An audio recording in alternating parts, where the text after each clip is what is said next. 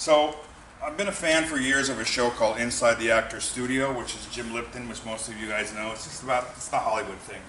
So when I met this guy, I thought, wouldn't that be a great concept? So tonight's a trial basis. You guys are basically guinea pigs, and I thank everybody for coming. We're going to be able to ask Jim questions. There's forms in the back that says Ask Jim Questions if you want to ask Jim a question. So here goes. Jim was born in 1929, and in 1954 he married his lovely wife of 67 years now. Wow. Yeah. Jim was one of the first Caucasians to teach bonsai in the Southern California area. Did I say that right? You told me to say that. All right.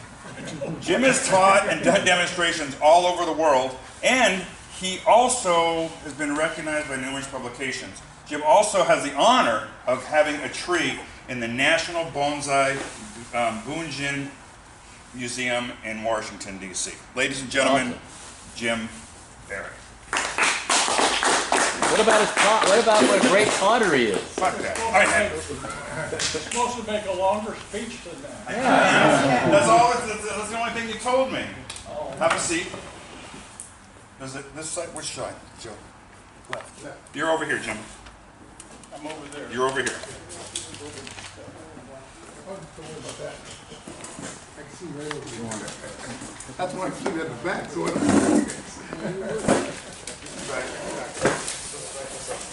Gonna make me sit down.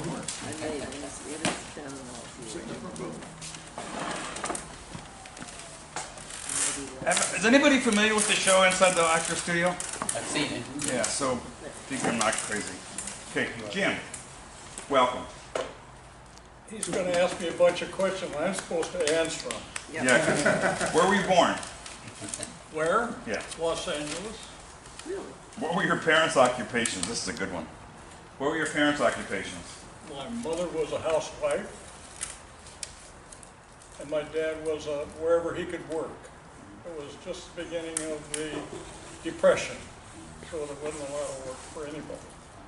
Anyway, can you hear me? Yeah. Where did you go to school? All over Los Angeles. What were some of your interests in school? Surviving. Getting to school and getting home.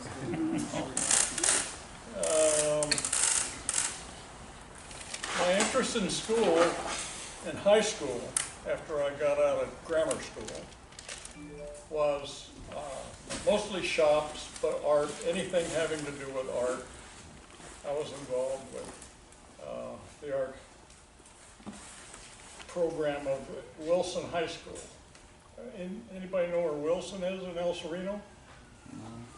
Good, I can say anything I want. Anyway, so I did take quite a few shop classes, and besides what I had to take otherwise. I feel like I'm falling out of this chair. There you go. Anyway, what else do you want to know? When you were in high school, World War II ended in 1945. That's in case you didn't know. In 1947, you joined the Naval Reserve. Yes, Can you tell us about that at the time?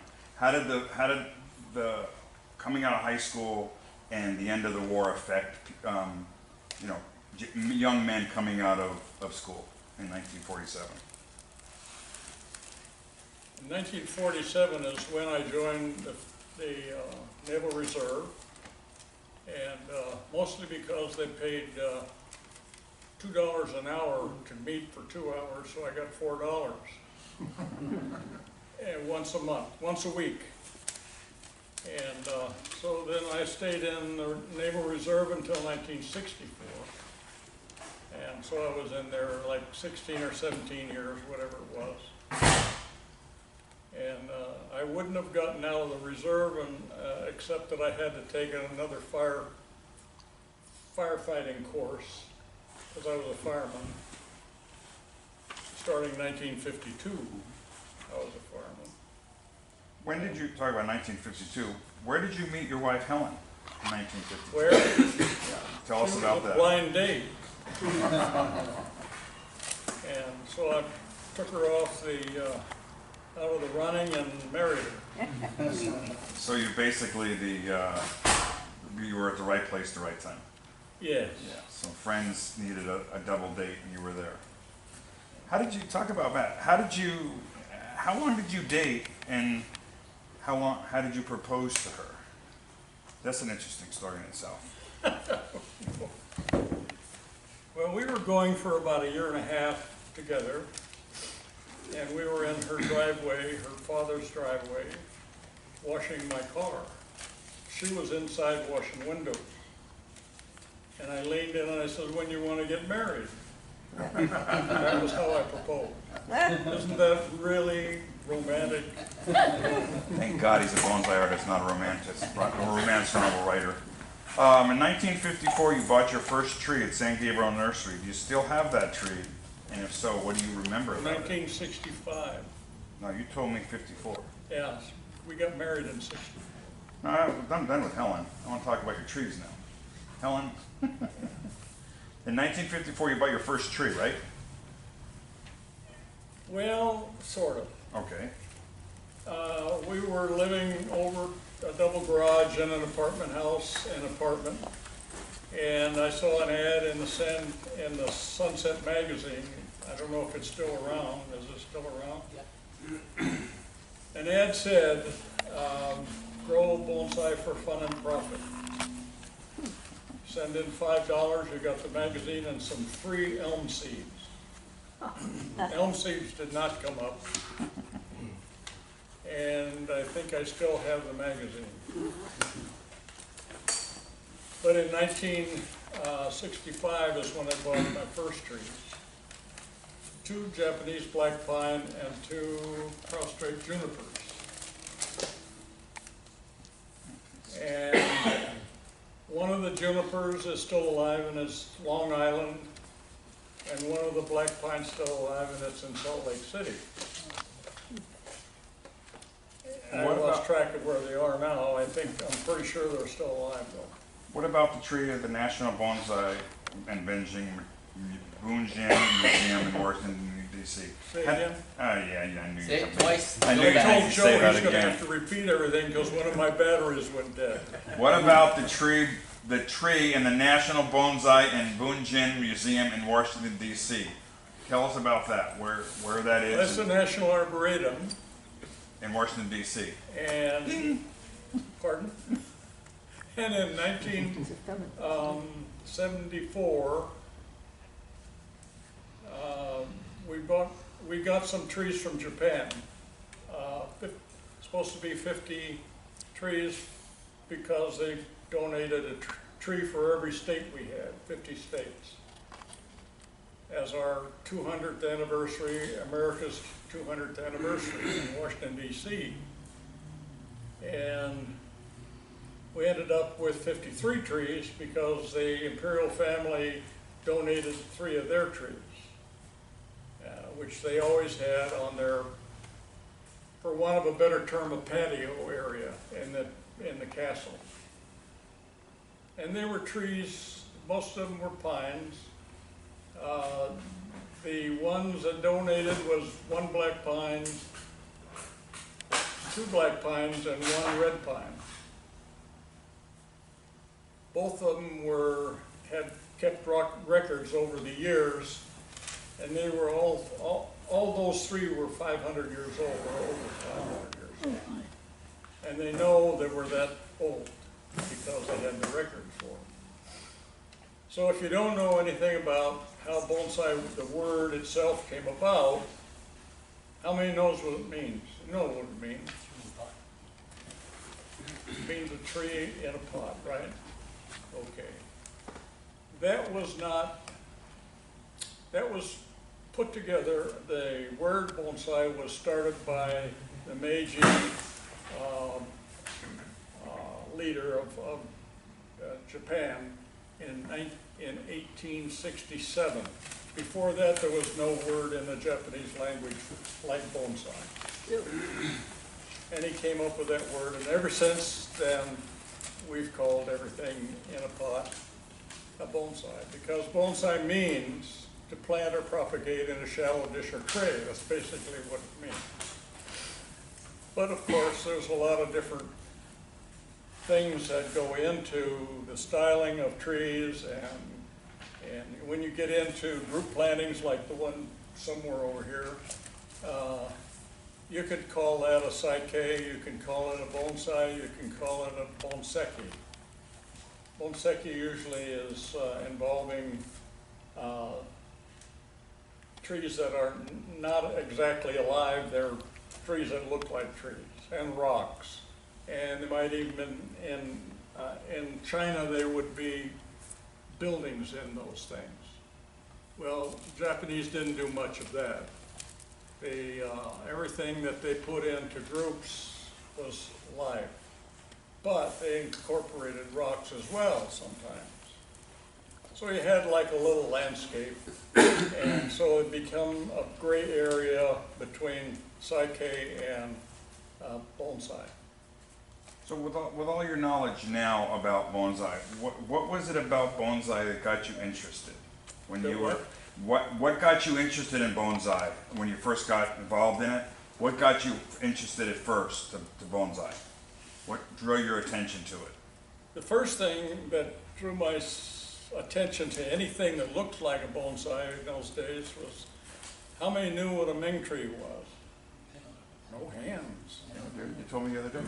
It was like a piece of let's say it was a grapevine. A lot of times were grapevines. It made a nice place to put jeweled rocks or polished rocks to represent flowers or leaves. And so, but they weren't alive. And I thought, that's kind of a neat thing to do. I thought I would like to make one of those. And I didn't know anything about trees that were alive in a bonsai pot. Well, as soon as I found out about... You were like 8, right? Or something. You were very young at that point? No, I was probably 19 years old. Oh, you said you were... Your story's changing. Don't write that down. Your stories are changing. Okay. Anyway, so I forgot about Ming trees and went for live trees. And I bought my first live tree after that fiasco with the Sunset magazine in 1955. I said I bought 2 Japanese maples, black pines, and 2 from San Gabriel Nursery. Mr. Kishi was my first information person to get what the heck is a bonsai. What do you feed bonsai? Didn't speak much English. He'd say blood meal.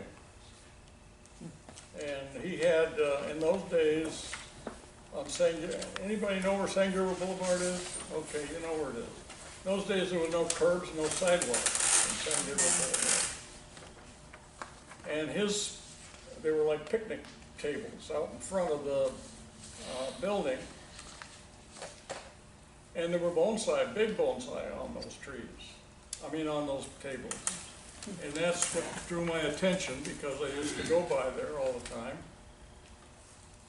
I stopped and I talked to him about them. And I asked him how much was that prostrate juniper. That's what it was. It was a prostrate juniper. It was about that tall in the pot. The pot was about this big. And I asked him how much it was. And he says $125 now. Whoa, that's a lot of money. He says, well, I got to get something for my time. So I bought from him 1 gallon black pines and 1 gallon junipers. From then on, I just added more and more trees, and I found out where to buy smaller pots like some of these up here. And so I didn't know what I was doing most of the time. But anyway, that's how I started my collection. And some of those trees, are, like I said, are still alive. But I didn't really get into bonsai until I met Mr. Con Komai. And he started a nursery in Temple City on Gordy Road. And I was still a fireman, and I had a a route of cleaning swimming pools. My last stop was near his nursery, and I saw that nursery going in, and when it said Komai Bonsai Nursery, I stopped in. And we met, and I would go pick up milk on the way home. What was that? Oh. Anyway, we got acquainted, and I built his lath house and built his schoolhouse. And I started lecturing on bonsai at that time, because I wasn't getting anywhere at all. I really was not getting anywhere with my bonsai field. And so I was already a qualified Navy instructor, and I had gone through the process of becoming an instructor, so I knew a little bit about how to teach. So that's the beginning of that story. It goes on from there, but I don't want to bore you. You go to sleep on me. Anyway, through Con, I met the other Japanese that were into bonsai at that time. It was John Naka, Frank Nagata, George Yamaguchi. There were 5 people, including one woman, who started the California Bonsai Society, which was put together by, mostly by John Naka pushing and Frank Nagata. By the way, Frank Nagata was teaching 10 classes in, 10 styles, 10 styles in 4 weeks. 4 weekends. There were Sundays he taught. Sundays he had like 10 people, and they would go on and he would teach right out of the Yoshimura book. How many know Yoshimura book? No. Okay, I've got one here, so I'll show you later. And it's basically it's a good book for anyone to have because it teaches the styles that are like the first major styles you'd learn, like formal upright, informal upright, slant style, windswept, cascade. And then he wouldn't teach anymore for a few weeks, and he'd start all over again teaching the same thing. Well, a lot of his students wanted to go further into more advanced styles. And so they talked him into it, and they became a study group, which is what this is, but it's called a Kenkyukai. Kenkyukai in Japan, and Japanese means study group. And his nursery was called Baiko-en, which means double fragrance garden. So they became Baiko-en Kenkyukai, which is the show that's going to be this weekend at the Arboretum. They're still in existence as a group, as a bonsai club, for want of a better term. Anyway, so they've been in business for a long time, since the late 50s. But going back to earlier than that, there was a club in Los Angeles called the Los Angeles Bonsai Club. One society, it was a club. And it was all Japanese, and they taught in Japanese. And John Naka, Frank Nagata, George Yamaguchi, and some of the others wanted to teach bonsai, but in English. They wanted to teach round eyes, like us. And so they were sitting around trying to discover what they should call it. And I don't know if you know John Catlin, or Jack Catlin. It could be Jack Catlin, John Catlin. Sometimes he would want John, and sometimes he wanted Jack. It was Jack Catlin that was there, and then they were trying to form this organization so they could teach in English. And so they couldn't figure out what they wanted to call it. So John Catlin said, why don't you think big and call it California Bonsai Society? That was the birth of California Bonsai Society. What year was that and about? it's still in existence. Pardon? What year, roughly? What year, kind of around what It year? was probably about 56 or 57, around in that period of time. And you couldn't get into the Frank Nagata classes unless you were a member of his group. You couldn't get in with John Naka unless you were a member of his group of students, which meant you had to pay him a fee for teaching, which everybody does that. So that's how that got started, and then they went on, and a lot of people went on to teach in their own right. So the first, except for the all-Japanese organization, the first one was California Bonsai Society, the Baiko-In group. After that came Santa Anita Bonsai Society, named after the Arboretum where we meet. And after that came Descanso Bonsai Society. I don't know when you guys got started, what year it was, but then along came you guys. One thing that happened, just as an aside story, it may be interesting, maybe not interesting. John Naka's study group for these Sansuikai people was in a schoolhouse, Japanese schoolhouse, over in almost by Santa Monica. And he named you guys.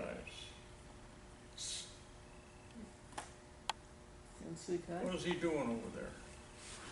I'm writing my mom a letter telling her I shouldn't have done this. Anyway, so you were called Sansuikai. Sansuikai, I've got the translation over here in my book, but I don't think I have it in front of me. Does anybody know what Sansuikai means?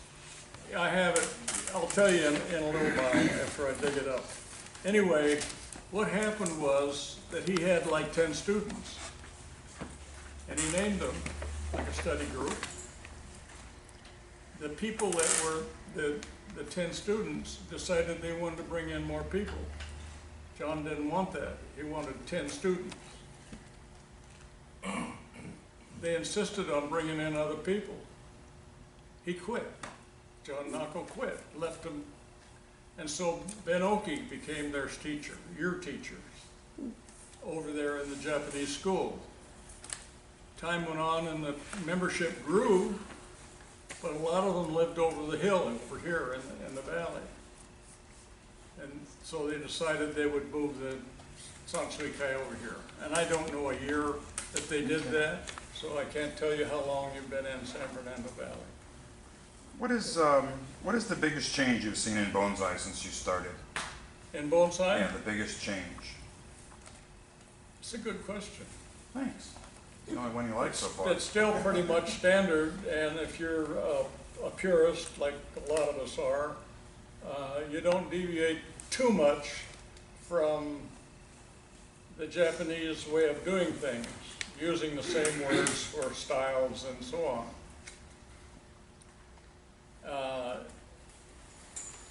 Where we break a little bit from tradition, we're not as strict. When you had a teacher in the Japan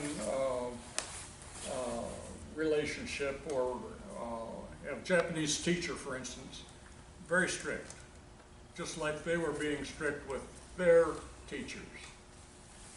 And so most Americans don't like that, and they wanted to just do what they wanted to do and didn't want to follow the teacher's way of doing things. So that got to be a little bit of a mess between certain people. Never bothered me because I'm round-eyed too.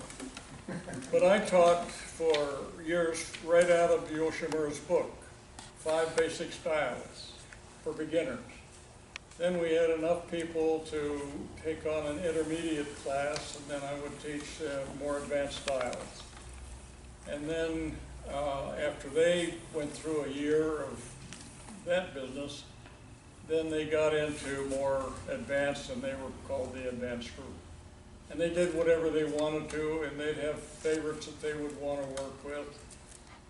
And so that's what they did. And I didn't have a problem with that. So I started teaching basically because I wasn't getting anywhere with my art, my part of the bonsai. And I like to teach anyway, so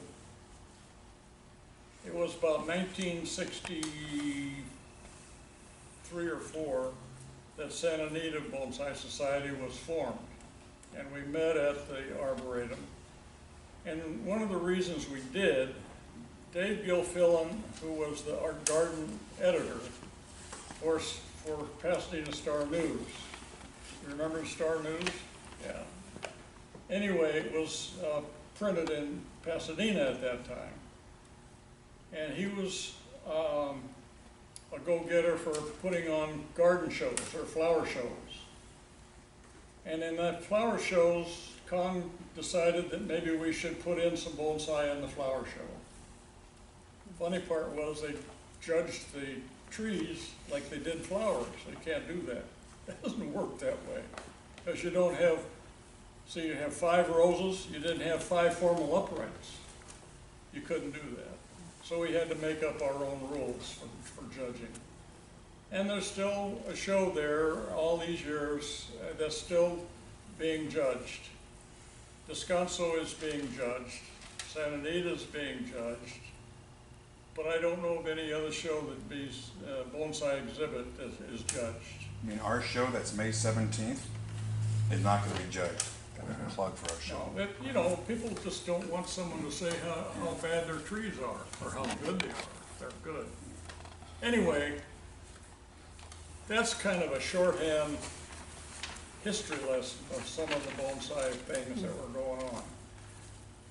Descanso got started because the lady that was, they meet at Descanso Gardens, and the lady that was kind of in charge of the Women's Guild in those days, back in the 60s, she decided that we should teach bonsai in Descanso Gardens. There were no freeways then over there. So Con and I went over there and we started a group of people. She actually put the people together. But Con just didn't, and we didn't like to drive the side street to get over there. It took us from Temple City to Descanso on regular streets was about an almost 45-minute drive. No freeways. So anyway, Jack Catlin, we suggested that Jack Catlin take over the classes. Problem was he taught 10 classes 10 times and then quit. And he wouldn't teach anymore. Why, I don't know. So he turned it over to a fellow, one of his buddies, who was Widman, Dick Widman, and he took on the classes because he knew a little bit about bonsai and he did very well. And that's how we got the Descanso Bonsai Society, became members of his classes. And so it goes all the way back to Dick Widman, because he started it, Jack Catlin didn't start it. And now we even have a Dick Widman Award for beginners, because it's a judge show. Anyway, how many are asleep by now? Oh, me. Is Jack Catlin, is he the one Yeah, that there had you go. Catlin Elms? Where have we heard that name Catlin I before? named it. You named it. So He just laughed when we did that because, I don't know if you're familiar with the Catlin elm or not. It's a small evergreen, not evergreen, but it's deciduous. He found it at the back end of an Altadena nursery in a can, and it was all kind of beat up, but it was old. It was already old when he found it. And so the scions, the cuttings from it, we grew them. They root pretty easy.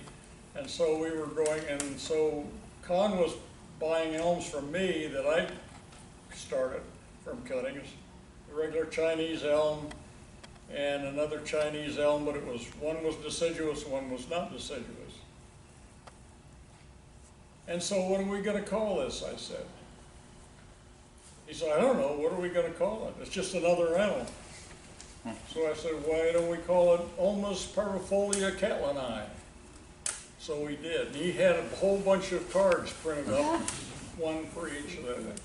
Turns out it's not a parvifolia. It loses its leaves. But it's still a Catlin elm. Yeah. Anyway, a sempervirens is what it is. Earlier you mentioned the word beginner, which leads to my next question. We have most of us in a sense are beginners, but we have some. What advice would you give just a beginner just starting in bonsai today? What would be your advice? If they're interested in growing things like in the garden or flowers or whatever they're in, because they're already interested in and zeroed in on keeping the plants alive. The proper watering, the fertilizing, and the pruning, and whatever it takes to keep things that they're growing alive and healthy. And you have to do the same thing with bonsai, except they're in a little bit of soil. Usually there's a pretty small pot. And we have some pretty good sized pots here, but these are generally most of the things that we plant in this size pot.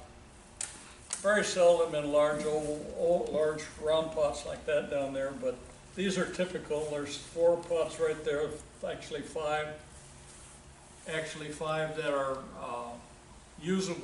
good usable pots if you have the right tree to put in them. So there's a difference between what kind of a tree goes in particular shape of a pot maybe. And you learn that as a beginner. If it's an oval pot, maybe there's an informal kind of a tree that you want to put in an oval pot. If it's a square or rectangular, very sharp edges and masculine in style, you usually use a masculine kind of tree, like a formal upright or an informal upright that is not necessarily deciduous, but evergreen. Pines are masculine usually. Junipers can be very masculine, except the certain styles lend themselves to certain other styles of pots. So you learn how to use a pot. The color of the pot has a lot to do with it. Maybe if you're using deciduous trees that turn color in the fall. So if you have a color that turns, like you have a maple there that turns red in the fall, you might want to put it in a glazed pot that might be blue or purple. Something that makes the color of the leaves really a good feature of the two together. Well, besides the pots, Jim. Pardon? Besides the pots, because that's the Besides? reason besides the pots. Besides. What other advice? Because that's my next question. Remember we were going to talk about. So what do you recommend they? Yeah. That's our signal. Do you recommend them like learning? How would somebody who just started, how would they learn about the proper techniques? Find somebody, in one good way, the question was how do you learn about bonsai? A good way is to find out a bonsai club that meets in your area where you live, join it, and then find out from various people that are experienced and been around bonsai for a few years and know what to grow in your area. What you can grow in San Fernando Valley may not work for me in San Gabriel Valley. So you need to learn what goes well for you. You can't look in a book and say, I'm going to buy one of those and grow it, because you need to know what that is. A good example would be 5-needle pine that grows well in the Bay Area, not so good down here. They don't like the hot and the heat. Anyway, what was the other question? Well, you had mentioned earlier when I asked, and I know this is one of your favorite subjects. I've been waiting to the end to ask you. How did you become interested in pots? Jim is, as most of us know, is a very accomplished pot maker. And well, I had to say, you told me to say accomplished. I was just going to say a dude that makes pots, but you told me to say accomplished. Yeah, wrong finger, Jim. I knew you were going to ask that question. I know. And This has all been rehearsed, by the way. I did find a a series of pictures that were taken of us building a pot that's now in the National Arboretum with a pine tree in it. What is it? What kind of a tree was it? It was a black The tree is an ponderosa arborvitae? pine. In fact, I'll get the pictures out, and then if you want to take a little break, you can take a look at the pictures. Let's go ahead and have some snacks and coffee, and if everybody's, you know, give Jim a few seconds, and we'll go from there. All right, then we'll start what you recommend for beginners, which is my next question. My question is, Nina was concerned, relatively new in the bonsai community. Her concern was how to keep a black pine alive, whether she wanted to take on that responsibility. What would you recommend? Where do you live? Woodland Hills, Where? Woodland Hills. I'm sorry. Woodland Hills. My battery died. It's the west end. Your other one? West- No, just the, No, this one's okay. Anybody got jumper cables? Put one on each hand. In this area? West of here, so it gets like 10 degrees hotter than Encino. Okay. So you get warm in the summertime. They're pretty good in this area. If you went to another pine, it might be a little problem, but black pine is very tough. And as long as you plant it properly in the proper soil, and they like a little bit deeper here than they might leave in Japan because where it rains like crazy, or San Francisco, it rains like crazy. So you don't have to water it all the time in those places, but here you would have to have a little more depth in your soil and a fairly good sized pot. Now, when you get into bonsai where the tree is becoming more developed as a bonsai, then you have to start paying attention to what kind of a pot you're going to put it in, and for aesthetic reasons only. They'll live in a pretty good sized pot and be happy there, but if you start getting it down to maybe aesthetically the right pot, it might be a little too shallow or a little too small for where you live. And so you have to be a little bit careful. I would start out with a young tree that didn't cost you an arm and a leg, and see how it does for you. And this is a good time of year to take on a black pine because you can repot them, you can do a little bit of root pruning, you can do some needle plucking, and they should do fine for you Okay. if you like black pine. Some people don't care much for the work that goes into them because you do have to pluck the needles and you do have to do some wiring, like any bonsai material. They're sun lovers, aren't they? Sun lovers? Any other questions They about? like the sun, right? I'm sorry? The sun, they like the sun. They're sun loving. Yeah, they're not shade. They'll grow in shade, but in certain areas. But they'll take plenty of morning sun, especially. Afternoon sun is maybe a little tough. Depends on what it is. Okay, Jim, before we took a break, we talked a little bit about pots, which you had showed a few people the pot you had at the National Museum. How did you get interested in pots? How did you get interested in pottery? Back in the early 70s, pots from Japan, in the 60s, pots from Japan were not out of line as far as prices were concerned. But in the early 70s, they started to climb in price. And since I'm part Scotch, I didn't like the prices. So I went to school at PCC, Pasadena City College.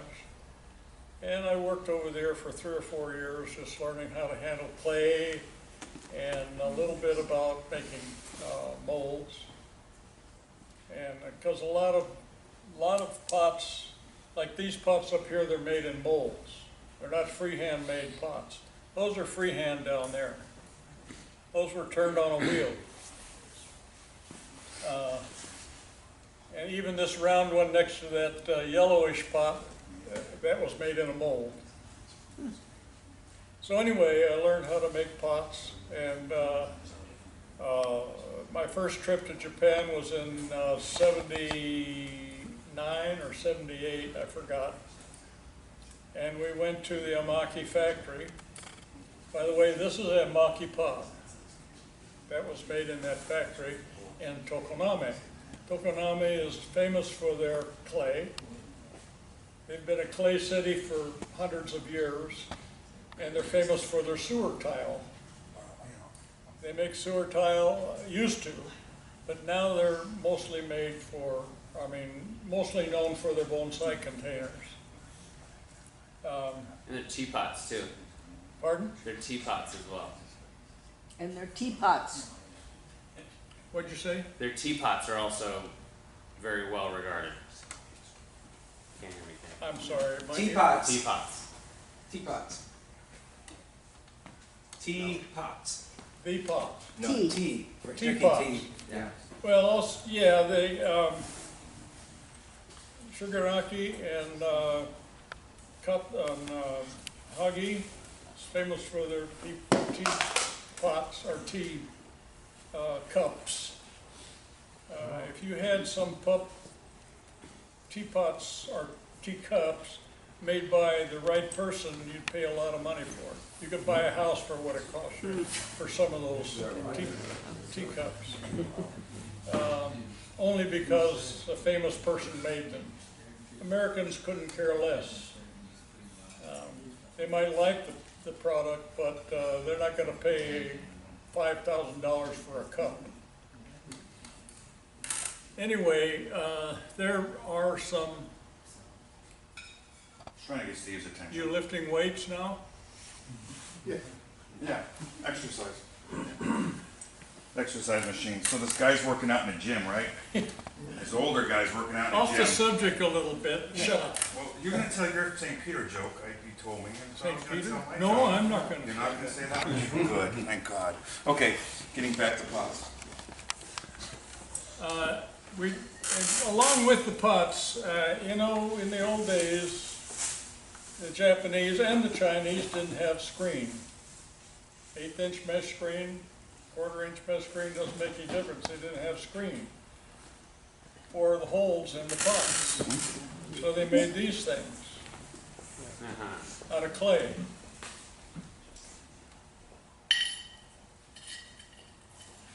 These are a little bit small for that hole, but anyway, that's what they made, and they, Yeah, see, If I do it like that, they'll fall out. Back to the road. Back to the road. these are called eyelids. The holes in the pot are called eyes in Japanese. So they have eyelids to cover them. And of course, the holes make it easy for the water to drain out. So those are one of the things that a lot of people don't know, especially when they begin with bonsai. You need to cover the holes with something, and don't cover them with plastic screen. Plastic screen doesn't always last very long. It turns brittle, and it tends to sag if the hole's too big.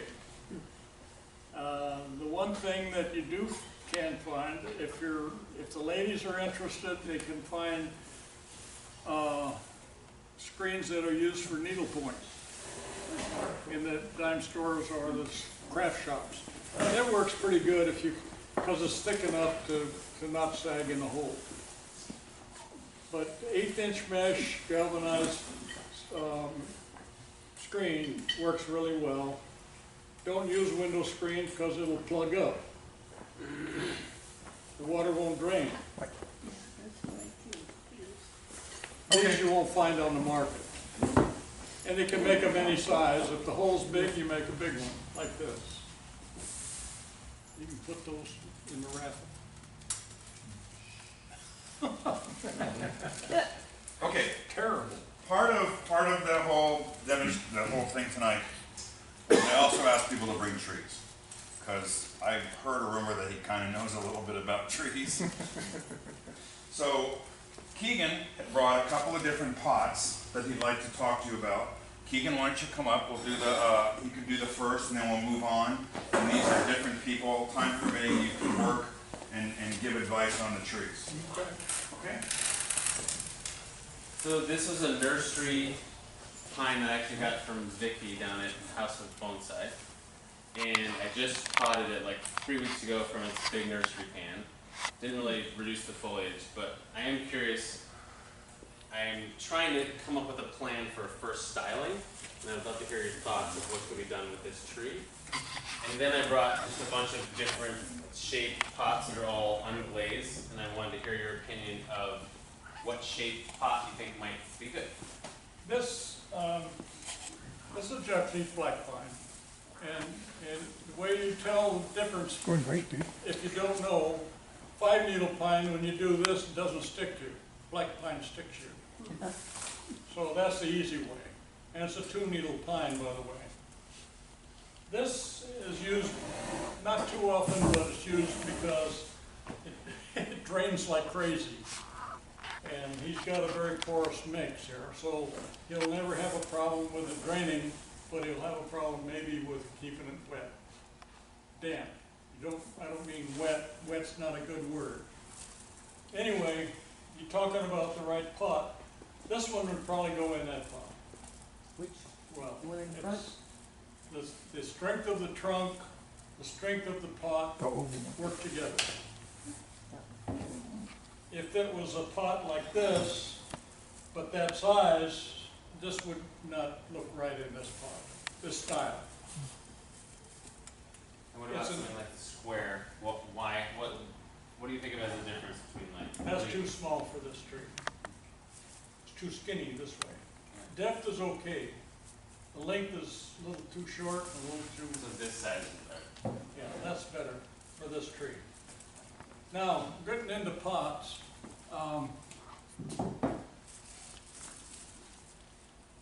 you gotta remember one thing. The pot is for the tree, not the tree is for the pot. Doesn't work that way. If you see the pot first and somebody comes up and says, ooh, nice pot, they just insulted your tree because it's not supposed to be the way it works. So it's simply a holder for whatever artwork you're doing here. Once this is shaped and has some age, it does have age now, but it still needs some shape. And it deserves a pot that isn't garish, doesn't have a red glaze or a blue glaze or anything like that. A gray glaze might work, but it should be in an earthenware color of pot, this. Now if the tree has leaves that turn red in the fall, like this one, then you can go with like a blue pot or pale blue or dark blue pot or even a green pot. Because in the fall, October, November, the color of the leaves and the color of the pot work together. And it's very showy. And often you could put this out where, like in a show or something like that. Now, in the springtime, when the maple is full of new leaves, they're green, of course, and not turning red.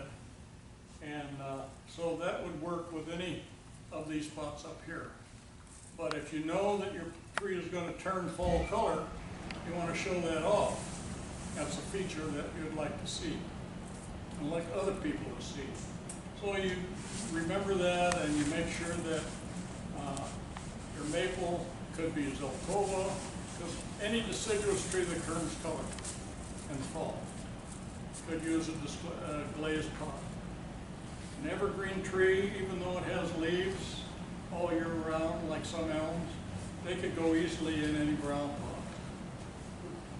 One thing, and I go back to what I said a minute ago, one thing you want, anybody with any bonsai experience, not going to walk up and say, ooh, nice pot. Not supposed to say that, it's supposed to say the tree. That's the feature of this.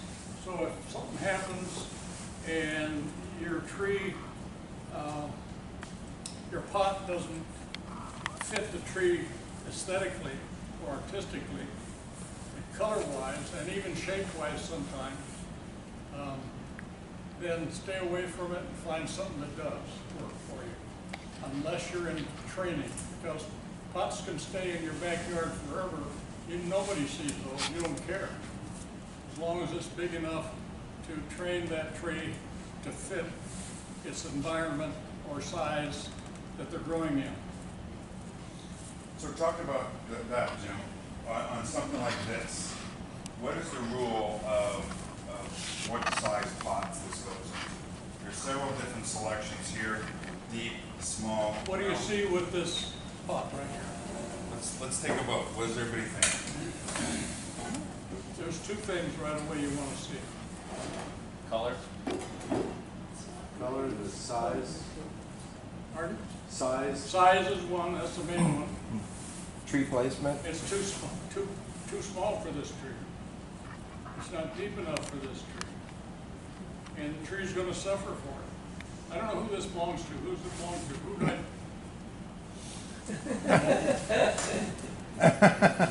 That's why he I brought did it. I sacrificed my tree.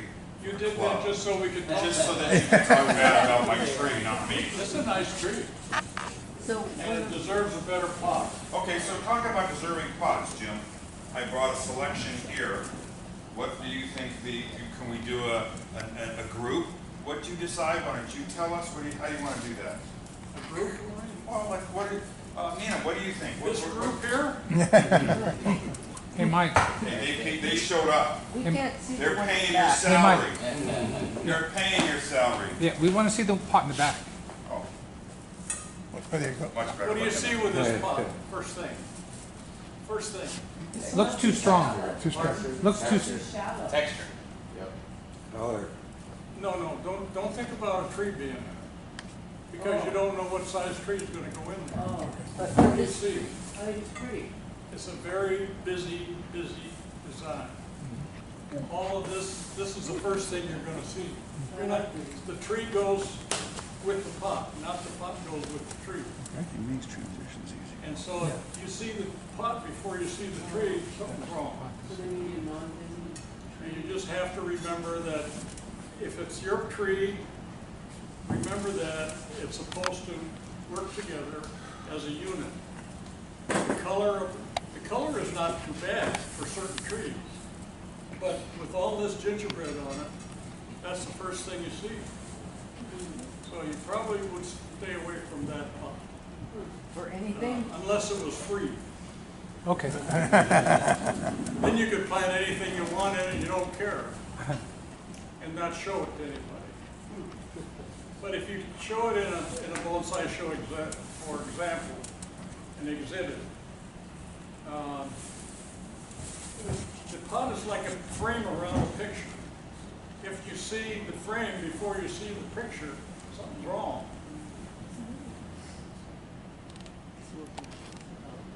Now that's a subtle sort of a color.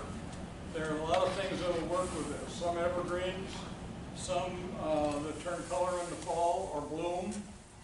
So that could work with a lot of trees. And it's big enough to take and also notice that it has holes in the bottom. That's not for drainage, these holes. That's for wire to hold the tree in. Has good drainage holes. That looks like this lady, this kid, Kathy Boney, she isn't it? teaches bonsai, not bonsai, she teaches ceramics. And she's very good. And that, if you looked at it, hold it up like this, Oh, the other one. this one. You see how it's oval? She throws that round and then she cuts a leaf out of the middle and squishes it together and makes it oval. So when she's throwing it on a wheel, it's gonna be round, pretty much. Wow. And so she knows how to make this an oval pot, and she's very good, and her pots are not cheap. But This is by her too. Did you put that? I tree say in this that every pot? once in a while, but,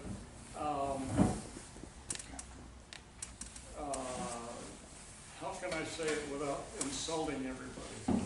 Directed at me, you insult me all the time. Directed at me, you insult me all the time. You run across ceramists that are trained, and they try to make bonsai pots.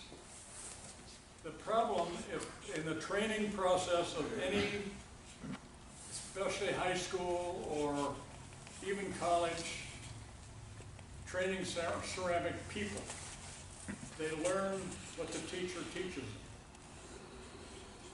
And it's usually from an artistic standpoint.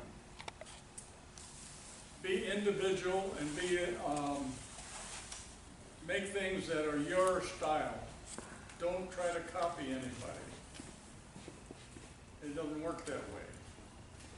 You have to learn how to copy things that work for you. A Japanese pot, for instance. This is probably You'd have a hard time making this pot without a mold. And that goes against the grain of trained ceramists because they don't want to copy anybody.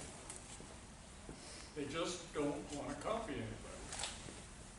And the other thing that happens, especially with classes, whether it's college or high school, doesn't make any difference. The teacher is the ruler of that class. And you use their clay, they fire their way. You can't say, I want to fire this to cone 5.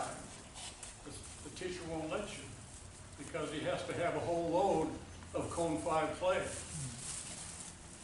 And they fire generally, technically they fire to cone 10. These are all fired to cone 10. That's pretty hot, but it's a good temperature that if you're in that class, you have to fire to cone 10. You can't